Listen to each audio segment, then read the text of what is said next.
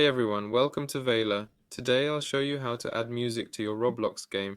First, open Roblox, pick your game and enter it. Then click on the filter option and type sound. Find sound service, click the plus and select sound. Now we've got our sound. Next, go to the browser, click create, then store and search for the music you want.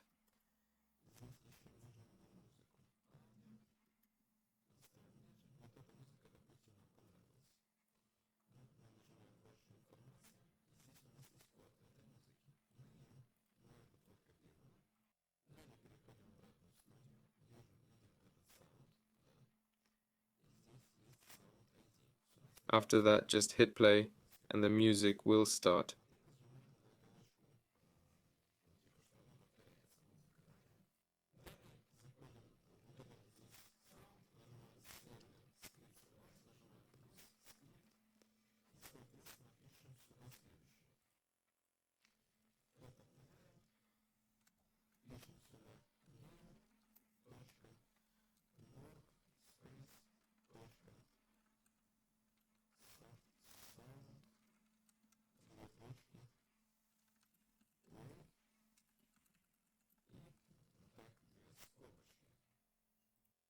That's all for now. This is Vela signing off. See you later.